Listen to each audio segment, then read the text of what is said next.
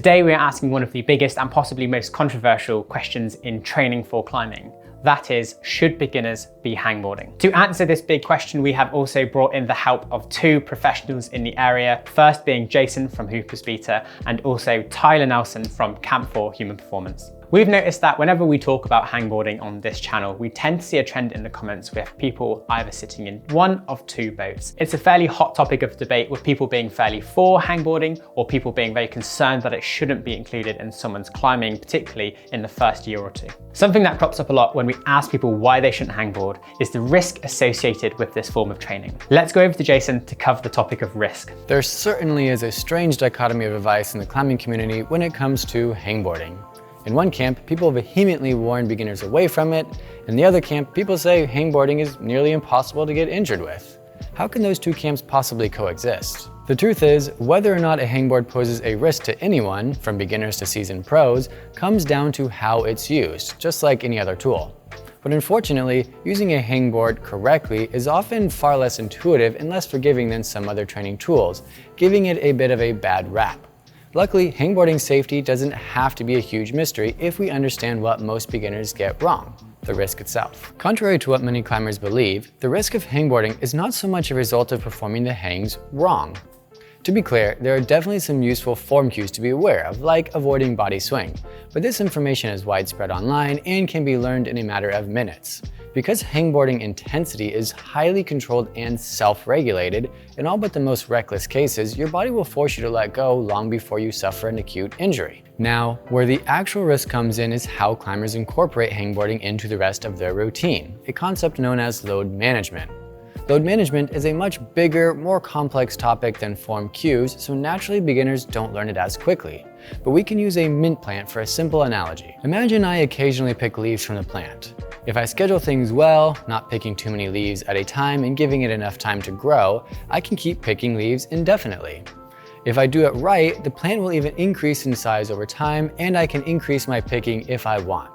On the other hand, if I don't schedule things well, picking too many leaves and/or giving it too little time to recover, I'll exceed the plant's growth rate, eventually pick it bare, and ultimately damage it. This is essentially how load management works in climbing. If we exceed our recovery capacity with too much training load, we don't allow the tissues to recover and can eventually incur damage if we maintain this for too long. You might be thinking, well, that's true for everyone, not just beginners. And that's absolutely right. But because the work capacity, tissue resilience, and body awareness of beginners is typically far lower than experienced climbers, the risk tends to be higher for beginners. So what kinds of injuries actually happen from hangboarding? The first type of injury is a result of poor load management, which leads to a chronic injury, presenting as a slow buildup of pain or discomfort over time. The most commonly affected structures are the pulleys, flexor tendon sheath, and/or finger joints. The second type of injury would be a sudden or acute injury, usually affecting the pulleys and/or flexor tendons. Though much less common than chronic injuries, acute injuries would be a result of hyperaggressive progressions or reckless usage.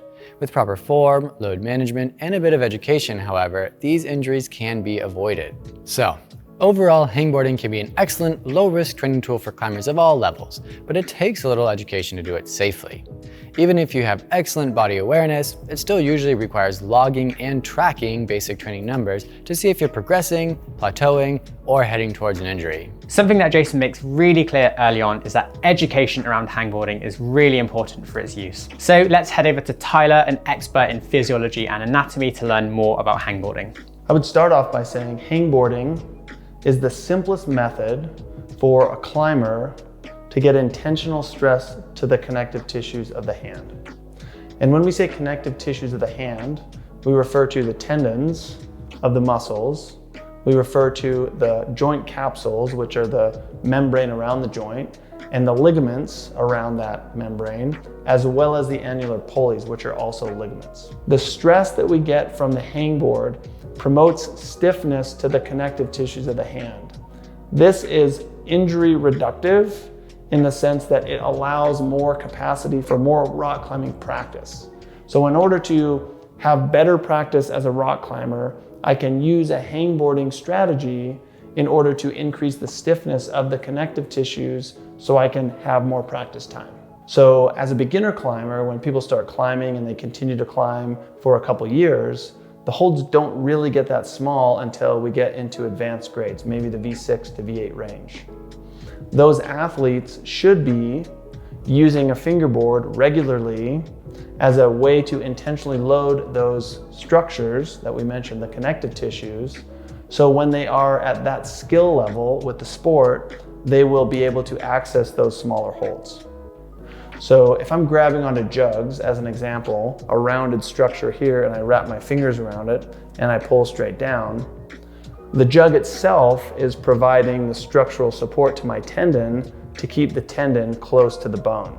That's essentially the job of the annular pulleys. So if that's all I do is grab onto big holds and climb on the wall, then when I go try and grab onto a small hold that does not have the support, my pulleys don't have the stiffness to allow my muscular rate of force to actually hold the wall.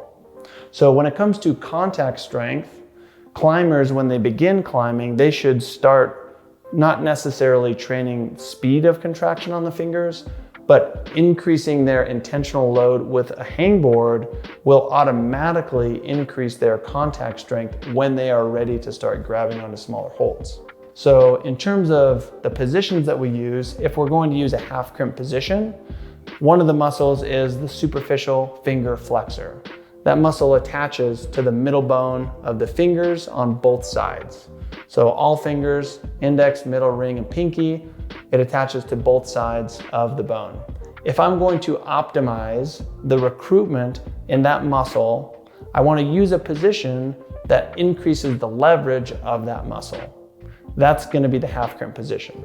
So if I'm going to use a half crimp position, what doesn't make sense is to not support the distal joint. Because if I'm actually grabbing onto something and I'm trying to do a half crimp and I don't support my distal joint, I have a loss of energy across that joint. So I usually suggest that athletes use an edge that covers and supports the distal joint in order to create more torque pulling down. Remember, when it comes to hangboard training, the adaptations from the training are specific. The training does not need to look like the sport. If it was supposed to be just like the sport, I would just use the wall and have it be the sport. But it's really important for people to remember the adaptations from this particular protocol, whichever one you're doing, are the things that are going to provide a specific outcome. It is the job of the athlete or the coach of the athlete to change the protocol and understand when the adaptation has been plateaued in order to move more to the skills of the sport and get away from the training that is not the sport. That's a big mistake that I see with hangboard training. People put too much emphasis that this particular protocol is better than this particular protocol and it's going to transfer better. The reality is both protocols could either transfer none at all or they both could transfer very well. But it really depends on how the protocol is used, when the protocol is discontinued, and how the athlete progresses through their sport. I think if you could take one thing away from this video, it would be that the hangboard as a tool is not risky. It's more to do with improper use of the hangboard. As Jason says, if you're careful with your loading and you progress slowly through it, making sure that you're recovering from the training you're doing, then injuries should be mitigated. One of the biggest arguments against using a hangboard is often that because beginner climbers need to just be learning how to climb and it's all about skill acquisition in those first couple years. But as Tyler says, the hangboard can be used as a tool to create connective tissue stiffness, which allows you to do more of your sport. And if there's one great progression in the first couple years of climbing, it is just climbing more. And that's often what you'll hear used as the argument against hangboard. So what if the hangboard can be used as a tool to help you climb more and do even more of that skill acquisition we've said is so important in the early years of climbing? It's also probably really useful if we define what a beginner is. And if we say, in this case, although it's subjective, a beginner might be someone who's been climbing for 1 to 2 years. For some climbers in this first 1 to 2 years, they might be climbing, let's say V2 to V3, and they might be mainly climbing on jugs, and say the hangboard might be a take it or leave it tool. However, and something we see a lot with the people that watch this channel because they're quite interested in training, is people come from a lot of different backgrounds, and it might even just be weightlifting, but you'll find these people people move into climbing really quickly and might be pushing V5 or V6 in just the first 6 months of climbing. These climbers undoubtedly will be moving at speed to small edges,